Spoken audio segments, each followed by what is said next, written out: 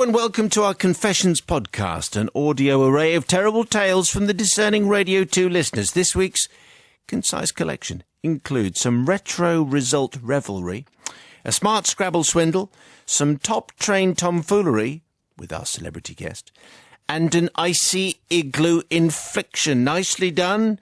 Who will you forgive? Here it all comes. This is BBC Radio 2 at Drive Time, and welcome to another Drive Time confession. You can send in yours at any time via the website, or you can email confessions@bbc.co.uk. I did mention a while back, I don't think this is going to be Mother Superior's favourite confession. Does it involve sport? Ah, yes, okay. I'm combining that with another top subject, actually. Let's see what happens, though. It's from Derek. Thank you, Derek. Dear Father Simon and the Carefully Considerate Collective, my confession goes back to 1989. When I was at secondary school, The Simpsons were brand sparkling new, and Pump Up the Jam was storming the UK charts. Remember that? Technotronic? Oh, yeah. Yeah, them. Yeah, that's the one. In those innocent days, personal computers were a simple affair. People fell into one of two camps, the Sinclair Spectrum owners and the Commodore owners. Well, what would you have been then? This is your era, 1989. What do you think? My first one was can I mention a brand name? Well, I've just mentioned two. You're an Amstrad. Yeah. What about you, Mother Superior? Would you be a Sinclair Spectrum or would you be a Commodore? I didn't have anything. There you go. No. Matthew? Sinclair Spectrum. Okay. So I myself, says Derek, was the proud owner of a second-hand Spectrum Plus 2A, an improvement on the infamous rubber-keyed 48K, which instead boasted an impressive 128K of memory and a built-in tape deck. How are we doing so far, Mother Superior? That's great. Great. Yeah. The power supply was the size of a brick, and games would take several minutes to load. I dabbled in writing a few games in BASIC. They weren't very good, but my expertise, such as it was called on one day when my friend Jason and I decided to create a fantasy football league at school. We managed to convince most of the class to part with an entry fee of a few pounds. As with most fantasy football formats, the plan was for each person's team to play against another person's each week until the end of the football season, whereby the person whose team had the most points would receive the cash prize. Jason would collect the money, distribute the scores, and collect transfer requests, and I would write the programme to compute the results. So I sat down in front of my trusty Spectrum and started typing. Before I knew it, I had a monster of a programme that somehow performed all manner of clever algorithmic computations. It was a masterpiece in my unbiased eyes, and I was sure that it would deliver the most accurate results. I ran the programme. It prompted me to enter the names of the two teams that were to play each other, which I duly did. There was a pause, and nothing happened. I knew the scores would only appear once the match had finished in computer world. Until then, the programme was working diligently and silently and thoroughly. At least, that's what I thought it was doing. The pause soon turned into a rather long wait. Every few minutes, I would check back to see if anything had happened on the screen. 20 minutes passed, and still there was nothing. Finally, after 2 hours, I walked back into the room, and there on the screen it said 1-0. Well, that was worth waiting for. I stared at it for a moment, bewildered by why it had taken so long. Anyway, I wrote down the score, and in a state of numbness, I entered the next two teams. By the time the computer had finished simulating all the matches, 18 hours had passed. I was relieved it was finally over. On Monday, I went to school with the results written down on a piece of paper and handed them to Jason. He distributed them to each participant, who all chatted excitedly, compared scores with each other, that kind of thing. Everything was going as planned, everything, that is, except for the 18 hours of computation time that I knew I was going to have to oversee every single weekend. So that first week progressed, and I grew more and more apprehensive about the lengthy chore ahead. That weekend, a seed of an idea began to grow inside my head. It was an idea that made me uncomfortable, since I considered myself to be a morally strong person, but I couldn't help it. Before turning on the Spectrum, I took the pen and the score sheet, and I wrote down a couple of numbers into the empty boxes. That didn't really seem too bad. Perhaps I thought I could write down a few more numbers just to see how that felt, and perhaps I could fill in the entire lot just for fun, just make the whole thing up. So I filled in all the scores with random numbers: 3-all, 4-1, 2-0, 1-1, 622. Think of a couple of numbers. That's what I did. Before I knew it, I was handing the piece of paper to Jason on Monday, complete with my original random assortment of numbers scribbled down. My classmates went through what would become their regular comparison of scores with each other. I felt a mixture of shame and fear and amusement. The weeks went by and soon it was over. But my most shameful memory was yet to come. Firstly, Paul was announced the winner due to his team having the most points. Paul was someone who was not well known for his love of football. He didn't have a favourite team, in fact, and never once talked about football, ever, ever, ever. There were grumblings from some corners of the classroom, but it was grudgingly accepted that someone had to win, and who were they to argue with the computer? A few days after it was all over, Jason gave me my share of all the money collected during the season. It was about £30, if I recall, a decent sum for a teenager back in 1989. Up until then, the guilt had been surprisingly mild, but after that payout, it became much bigger and has still not subsided. I continued to run this operation for 2 years after that, filling in random scores and taking my fellow students' money. So, Father Simon, forgiveness, please, from all my classmates who took part in what was essentially a farcical football league, from Jason, who was an accomplice to my deception, but who is unaware of it even to this day. Finally, I would like to ask the forgiveness of football itself, which in my hands was definitely less than beautiful for a few weeks. I fall at your collective feet. So that although it's dressed up in computer talk and football talk, it's actually just a scam, and he fleeced money from his friends for quite a long time. It's like a Ponzi scheme. I don't really understand what the problem with the 18-hour calculation was. I mean, he didn't have to do it. He just had to wait for the computer to do it. So why was he so impatient? He can't just walk away. Of course he could walk away. No. Well, he has to sit there for 18 hours, do you think? Yes. Well, I mean, as you say, it was a scam. He cheated his friends. I'm not clear on whether he actually benefited financially, whether he got more money as a result of having made up the scores, or whether it just kind of evened itself out, he couldn't be randomly. Bothered, basically. He couldn't be bothered. And his poor friends. So, no, there's no way I can see of forgiving you, Derek. I'm sorry. Mother Superior. Yeah, well, as we all know, I'm a bit thick, particularly when it comes to sport and football in particular. Actually, he took money from his friends for no reason. Yeah, and I've had a little bit of trouble following it, but basically, yeah, he scammed his friends by cheating, putting scores in which skewed the football table, made him the winner every week. Just apologise, mate. Get it off your chest. You're not forgiven. Not forgiven, and Brother Matt might understand. This does ring a bell, because, to be honest, when I've been in fantasy leagues, it's always the person who knows the least about football who always tends to win. So this would have actually rung true for me. The other thing is that this tends to show how far we've come, that a computer would need to take 18 hours to sort out just a few results, whereas now, you've got it in the palm of your hand. I think this is a great tale. I don't think he benefited from financially. I don't think that's clear. So I'm going to say you're definitely forgiven.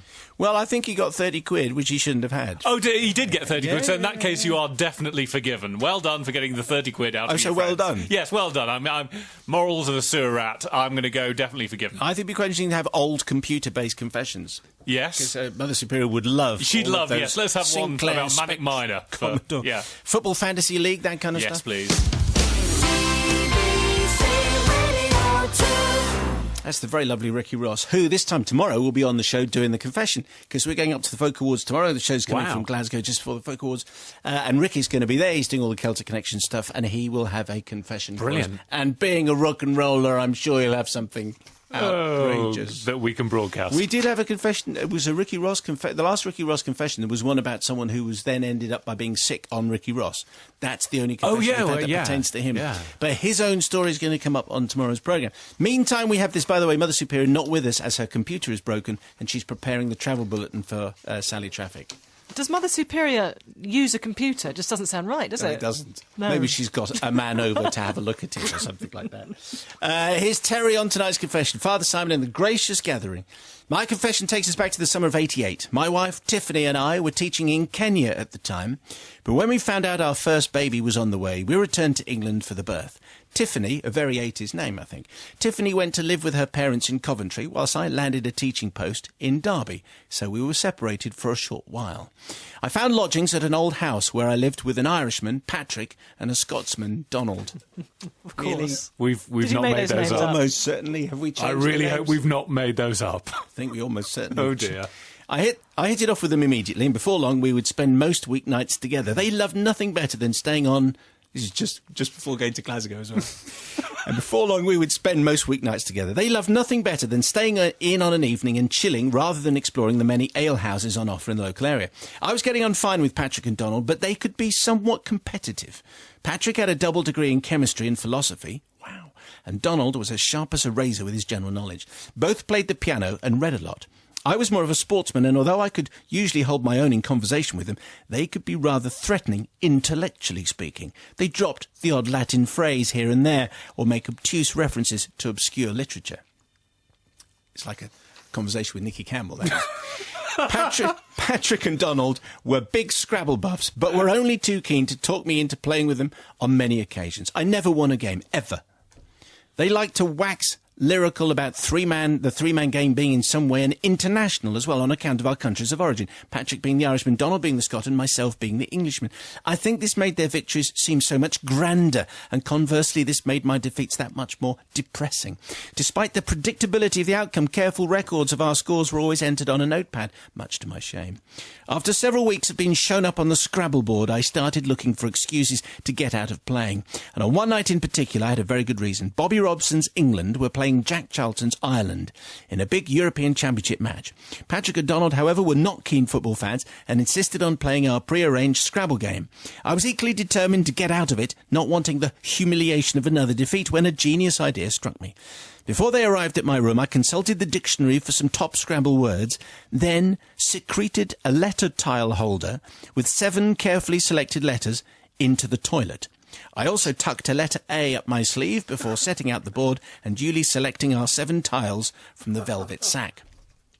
Once they were arranged on our boards, we dipped into the letter sack to see who pulled out the highest letter score to start the game. Somehow I produced an A, which meant I was first to go. It was then that I announced I needed the loo, but that I didn't trust either of them enough to leave my letters in the room. So I took the tile holder with me to the bathroom. This is when I made the switch. The game began, and I made a point of grumbling about having unplayable letters, whilst I fiddled with the order on my tile. Patrick and Donald were as focused as ever, staring at their letters, just waiting for a complex word to leap out at them. Eventually, and in the style of Peter Falk's Lieutenant Columbo, I raised an eyebrow and said, "Is zymotic a word?" Whilst Donald remained staunchly silent and expressionless, Patrick reached for the dictionary and soon after confirmed with growing incredulity that yes, it was indeed a real word.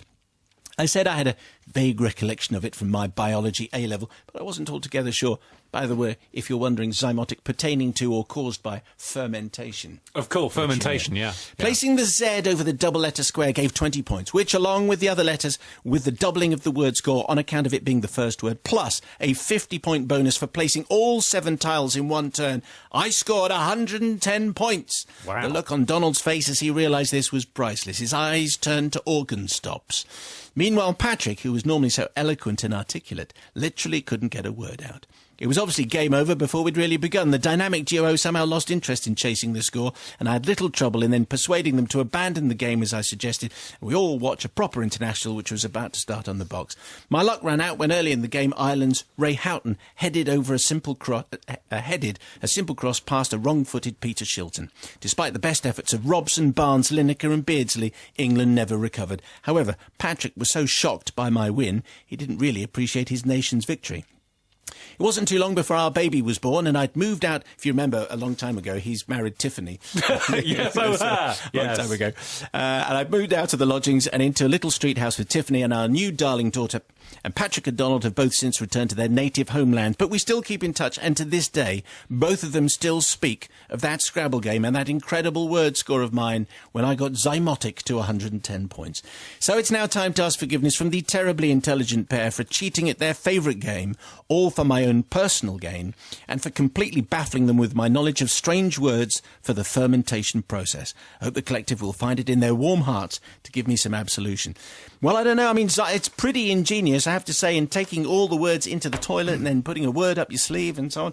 It's cheating, but let's see what Sister Rebecca makes. Well, one thing doesn't make... Well, 2 things, actually, don't make sense to me, because A is 1. Isn't that the score of 1? So how maybe could it was the lowest letter. Maybe it was the lowest letter. Okay, that's fine. And also, if there were 7 tiles missing, i.e. the tiles he took to the loo and presumably hid there, wouldn't his intelligent fellow players have noticed? Well, they wouldn't. I mean, what if there was very far in the what game. if there was a queue there or something? But they didn't get very far in the game. Oh, okay, fair enough. And they probably weren't autistic, counting the tiles. Anyway, I think they do sound rather pretentious with their Latin and all that. I mean, that would be really annoying to have bits of Latin quoted at you.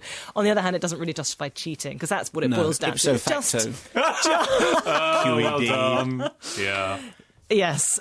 So I'm afraid, Terry, I can't forgive you because you cheated. Nil desperandum. Oh, very good. What do you say? I am intensely competitive at Scrabble, and actually in every way. And I can't believe they didn't twig that this guy is there going, "Ooh, I've got no letters at all, got nothing at all here. How about zymotic?" Oh! At no point did they go, "Really? That's you know what that word means?" And no, that doesn't make sense at all. But that said, taking the tiles into the toilet. Absolute genius, well done. And frankly, anyone who quotes Latin in normal conversation deserves everything and is not Roman, deserves everything they get. If you quote Latin, you've got everything coming at you. Is that right? Yes. Do you think? Yes. Okay. This is Radio 2. It's 20 minutes to 6 o'clock. It's British theatre's biggest... Thank you very much. Well, mix. Well done. Thank you very much indeed. I'm in complete control of that machine there. Folk music, theatre, we just cover everything on this show. This machine is a bit like a Rick Wakeman keyboard setup, to use a contemporary picture, which all the youngsters will immediately relate to. One for the teenagers. I've got stuff over here which I'm trying to control, and this thing doesn't work very well. The thing is, Simon, you actually need longer arms. Can you arrange that? I think. Well, Ricky Ross, how are you doing, by the way? I'm very well now. Could you reach this CD player slightly more easily than me? You're asking for trouble then. You've got enough trouble without me getting involved. It's very nice to have you on the programme. It's Thank lovely you very to be much here. indeed. Are you sure? Yeah, it's lovely. I like your new studio. Well, it's fantastic, isn't it? So on the second floor of the Royal Concert Hall in Glasgow, this is normally like a posh restaurant, isn't it? When Radio 3 aren't using it. Oh, of course, yeah. And it's good to have you on the show. And we've heard and been admiring your work about Celtic Connections. What have you made of it? Because you've been doing the programmes for Radio 2 about it. Wonderful. We just, it's still going on, of course. It's Folk Awards tonight, as you know, and there's been some really great things. You have to kind of dive around the city a little bit and find some interesting events, and you can't see them all because it's, there's different things going on every night. But there's been some great moments, real highlights for me with the Mavericks last week, for example, all getting back together down the stair. That was great. They are fantastic, and they're right back on top form, aren't they, straight away? Been enjoying their new record very much. Okay, so Ricky is here, and the Confessions music is playing because it's a live confession, everybody. That's why Ricky is here. This is a highlight of the Celtic Connections is one thing, Celtic Confessions is something else altogether, which we bring you now. Now, there was a Ricky Ross-related confession many years ago, which ended up with someone vomiting on your shoes. I know you tell me this, but I never remember it. Well, I'm sure I would remember that. It was 1988. No one remembers anything from 1988. So this is has this gone through the usual? It's gone right at the top. Right to the very top. Yeah. So Lorena said it's okay. Yeah. All right. So Ricky Ross, the fabled and famous indeed Ricky Ross, before the Collective, now begs forgiveness for this story. Take it away. Father Simon. And the forgiving few. Some years ago, my family and I were in the USA on holiday. We were staying in the sleepy town of Encinitas in California. It's a lovely place by the sea, and the only mild interruption to the tranquility was the occasional noise from the coastal train. As the railway runs through the centre of the town, the drivers seem to think it necessary to sound their horn as they approach. On our first morning there, we found ourselves on the deck of the house eating breakfast with our 3 children. As the train went past a few blocks away, the driver gave his usual deafening signal, and for reasons that are still uncertain, Lorena and I looked at each other and saluted. The children looked at us in bewilderment. "Why are you doing that?" they asked. In truth, it had been a whimsical coincidence, but the opportunity for spinning some mythology wasn't lost on me. I saluted, I told my audience, because in the United States, the railway is a valued national institution which is held in very high esteem by the American people. It's federal law here to salute. Brilliant. It's federal law here to salute any train passing within earshot. People who disrespect the train can land themselves in serious trouble. Your mother and I would certainly not like that to happen on this holiday. There was a fair degree of incredulity within the ranks of the children. Questions were asked about the seriousness, and to reinforce our arguments, tales were told of various miscreants who were now languishing in state jails due to their willful lack of respect to the railway. I seem to remember the tale of the 75-year-old woman sent to Alcatraz, having a particularly chilling effect. So, Within a short time, a second train passed and we saluted. Slowly but surely, 3 small hands went up towards their foreheads too, and the story caught hold. Over the next few days, tributes were proffered over breakfast, lunch and dinner, and the salutes were particularly sharp when we crossed the tracks into town. As we were the only people we knew on this leg of our holiday, and there was no one to contradict us, the myth became family law, and soon even our eldest, a teenager, wouldn't risk the wrath of the law by refusing to comply. The next day, we were out walking, and this is all true. The next day, we were out walking in the town. My youngest daughter was looking for a new dress, so we were going in and out of shops, trying on different outfits, trying to find something pretty. Just before entering one of the shops on the main street, there was a faint sound of a train's horn in the distance, as quick as lightning. My daughter halted and her hand shot up to her forehead, causing a bit of a traffic jam in and out of the shop. She looked around, very confused, and slowly lowered her arm. She was forced to step backwards as a couple of bustling shoppers came out of the shop, looking strangely at this child that had suddenly felt the need to stop and make a wild gesture in the doorway. "Why didn't anyone salute?" she asked, the look on her face one of confusion and deceit. "Oh, that," I said. "We thought you knew it was a joke." It was then that she told us how law-abiding she had been.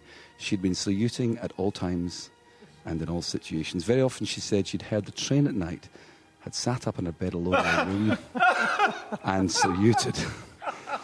I broke the news gently to her. So, Father Simon, I ask forgiveness from my children who are listening for completely wasting their time, energy and loyalty whilst on holiday. I ask forgiveness from the train companies of the USA for wholly misrepresenting them, and indeed to the good people of America for flagrantly making up new laws not yet passed by Congress or ratified by the President. This falls into a very useful strand of confessions, which is lies you tell your children.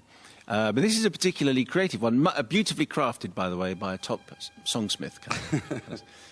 But the idea of the appeal of that story is that saluting the train as it goes past seems to be right. Yes, it seems as though it's the right. It's the right. I can imagine thinking, why wouldn't you? Yeah, if it had been the postman had come first, we might have saluted him. But it so happened to have been the train. Okay. All right, so it's the confession of Ricky Ross. Let's see what the collective make of this one in particular. What do you think, Sister Rebecca? Hello. Ricky, was your daughter cross with you at the time when she discovered your deceit? I think, to be honest with you, she was just disappointed. Disappointed, right. Yeah, I can imagine That's worse. that. I mean, the so thing much is, worse. These drivers were hooting their horns as they got near the train. And also, everyone hoots their horns when they get near a lorry, don't they? Or they make the truck in America, hoot their horn by, putting down their hand like this. You know more about it than I do. Well, I've just been in America a couple of times. So, I mean, it's not unlikely that this could happen in the United States, is it? That you could do this kind of thing. So I'm not blaming your daughter for being gullible at all. I just think the image of her sitting up in bed at night saluting these trains is hilarious. I mean, clearly there was no harm done. She may have been disappointed, but I'm sure there were other disappointments further along the line. My kind of gal. I'm going to forgive you, Ricky. I'm not cross, Dad. I'm just very, very disappointed. Disappointed, I know. Ricky Ross, this is cruelty to children, if you ask me. Yeah. I mean, I think, it was funny for 5 minutes, but you could have actually then stopped it and said to them, "Oh, we're just having..." How long was it that they believed you before you came clean? A good few days. A good few days. Yeah. And they spent their whole holiday... It's a good portion of their American holiday. I wouldn't mind, but you even created a traffic jam, which is, in my book, that's almost unforgivable. I don't know what's better, getting a row for solid traffic or getting forgiven. Anyway, I think that this is very cruel. It was a cruel jape, and I'm not going to forgive you, Ricky Ross. All right? Very tough. Brother Matthew. I'm always a big fan of lying to your kids. I've no problem with that whatsoever. And I love, like Rebecca, I love this idea that your child is asleep and has the impression of America that even if you're asleep, they'll catch you. Even if you're own bed alone, they will catch you if you don't salute. I love that. How did we get to the point where both you and your wife are saluting anyway? Saluting over breakfast. To be honest, that was the lovely bit of serendipity that happened right at the start. We just both looked at each other and did that thing that you just kind of, a little joke, and then you suddenly realised, oh, everyone's looking around shiftily like we're supposed to be doing. It must be the train. I'm definitely going to forgive, because obviously I always go along with lying to your kids. Were you ever in the forces, Ricky? No, but I'm thinking of joining. I think you should. Okay, so Ricky, we really appreciate you coming in, but obviously it's the people's verdict that you have to be slightly wary of. 88291, do you forgive Ricky Ross? Although I have to say, I'm going to forgive you, Ricky, just because it feels as though saluting a big American train feels sort of poetically right. And you could probably get a couple of songs out of it, couldn't you? Yeah, I will. And I will now that I'm clear. Now I can talk about it. This is Drive Time. It's another Drive Time confession. The latest confession podcast, in case you've missed any of them, will be available tomorrow. This from Ray. Thank you very much indeed for tonight's tale, which actually relates to a feature that we were doing a couple of days ago. Dear Father Simon and the ever-enlightening collective, I write to you in the midst of the severest test of parenting ethics I have ever experienced. A little bit of a theme of lying to children. You're not going to fall asleep, are you, Mother Superior, during this tale? It looks No, as I'm though you closing are, my eyes frankly. because I'm concentrating Okay. really hard. Last Friday should have been an unconditionally happy day for me and my wife and our two sons. Our youngest son, Josh, is 5 years old and received his first golden certificate at his primary school celebration assembly for being a math magician, no less. It was a heartwarming moment, and everyone and everything should have been perfect. But unfortunately, this is where my story starts. After the heavy snowfall a week ago, my sons Michael and Josh had a lovely time building a snowman in the back garden and an igloo in the front. We did a big thing about igloos just a few days ago. The igloo was magnificent, a masterpiece of engineering for one so small, which they could actually both squeeze into. Each night after school, they would play in it and add to it, improving it bit by bit. As the weather remained cold, it remained a significant feature outside our house until last Friday. I was working in London but left early so that I could go to Josh's celebration assembly to see him get his golden certificate. I was delayed leaving the office and missed the train, meaning that I was close to being late and missing the whole thing. The next train got me in with 25 minutes to get to the car, drive 11 miles, pick up my wife and get to the school. The traffic was busy and the minutes were racing by. I called my wife from the train and told her I was nearly there, which I wasn't, but we've all done that, and pressure was mounting. After a few painfully slow miles, home was in sight and it looked like we would finally make it. My wife Angie was waiting as I pulled into the drive. We were going to do this thing. 10 minutes to get to the school, loads of time. Sorry, I said, left on time, got delayed. It's been a terrible journey. Angie smiled sympathetically and an argument about always being late was avoided. None of my story was true. It was all a lie. Come on, she said, let's just get there. I started to reverse out of the drive, swinging wide to avoid piles of frozen snow, and suddenly bumped into something. There was a thud, a grinding noise, a squelchy thud, and I realised it was the igloo. As we pulled out on the road, the damage was plain to see. It was catastrophic. A third of the wall was in bits and the roof had collapsed. Worse still, there was a dirty great tyre mark embedded in the icy debris. There might as well have been a sign saying, "Daddy destroyed this," stuck in what was left of the beloved igloo. "Nathan's going to be heartbroken," said my wife helpfully.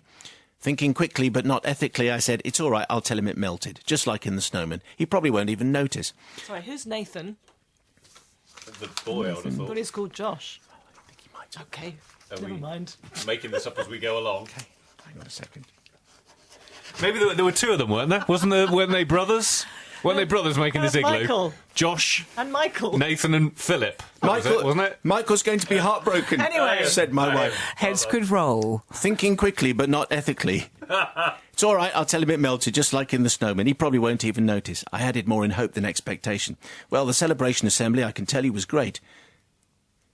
Josh, or whoever, got his golden certificate for being the math magician, and we all beamed with pride. In the car on the way home, the first thing Michael said was, or Josh, Or Nathan. we had so many kids, we couldn't work out who was who. "I can't wait to build more onto the igloo." Thinking fast, but lying faster, I said, "Well, lots of the snow has been melting. It might not even stand up much longer. You know how these things are." "Well, it hasn't melted at school," said Michael. Or Josh. "Well, nobody likes a 7-year-old smart aleck who can sniff out parental fiction." "Well, it's colder down that end of the village," I lied. Angie, my wife, whatever she's called, sniggered at my panic and tutted at my lack of moral fibre. We pulled into the drive, got the boys out of the car and into the house. Result, no drama. Good things come to those who fib. And I could look forward to a lovely celebration dinner. Except that while I made a cup of tea, my son went back outside, only to run back in a minute later, making huge, heartbreaking, tearful sobs. "My igloo is broken," he wept. Well, I'm sorry. It's melting. It's just falling down, I said, / lied. We can build another one. No, we can't. Won't snow anymore. Well, we can't help that, I said, except that I could have added that it would have helped if I hadn't crashed a heavy piece of German engineering into a beautiful snow sculpture, but I left that bit out. It's a pity when it melts, I said, / lied, but try not to be sad, and I tried to divert him with a DVD and a biscuit, but he kept looking out of the window and getting upset all over again. Darn those lighter evenings, eh? And now it gets even worse. Grampy, my father-in-law, arrived at the house to join in the celebratory tea. On his way up the drive, I saw him take a good look at the igloo, and I could see that he'd noticed the tyre marks, and a sly smile on his face spread as he came into the front door, and this meant trouble. So here we go. I asked forgiveness for not telling my wife I'd left the office at 12 when I had meetings until past. We've all done that. Not for telling my wife I had a terrible journey home to avoid a row, but I do for lying to my 7-year-old son repeatedly, mendaciously, and unashamedly.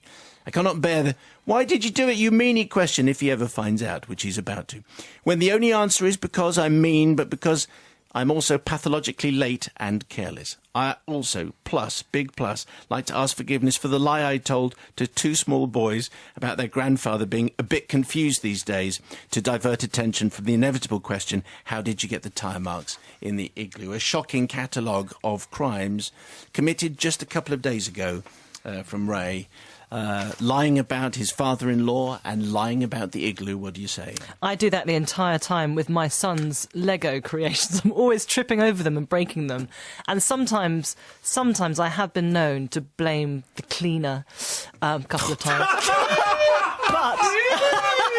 Blame the staff. Always blame the staff. Yes, indeed, the help. Just get them out, yeah. So I don't know whether I should really be making a judgment on this at all. I don't know where we get them. Where should we get the next one from?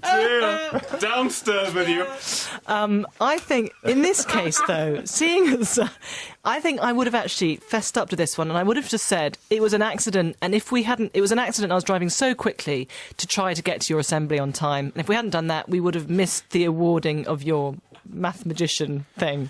So I think I would have told the truth in this case. Fair enough. I mean, I do try and tell the truth as much as possible. No, you don't. So lying even mother. though I'm a complete hypocrite, you're not forgiving lying me. hypocritical mother. Who would actually admit to having a cleaner live on Radio 2, 15 million listeners? Who would actually do that? Got 15. Yeah, we got 15. Record figures, by the way. Well done, everybody. Forgiveness all round. Yeah.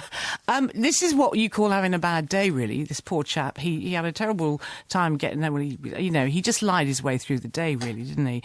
And I feel so sorry for Nathan or Michael or whoever it was. You could have blamed it on the chauffeur. Yes, he could have done. He could have just extended the lie.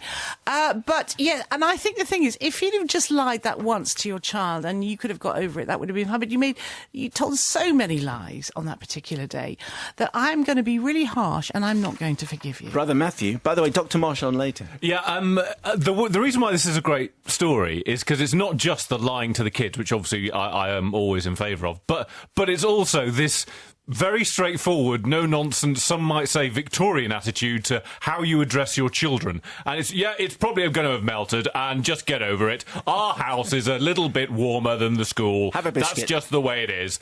So I salute you for that, Ray. Well done. Excellent stuff. And or even just take Rebecca's lead and blame it on the help.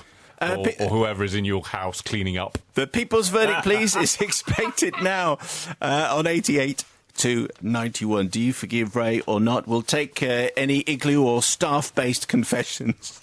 Is that a shovel that you're miming? I'm not sure. I think it probably is. People's Verdict, please. 88 to 91. Thanks.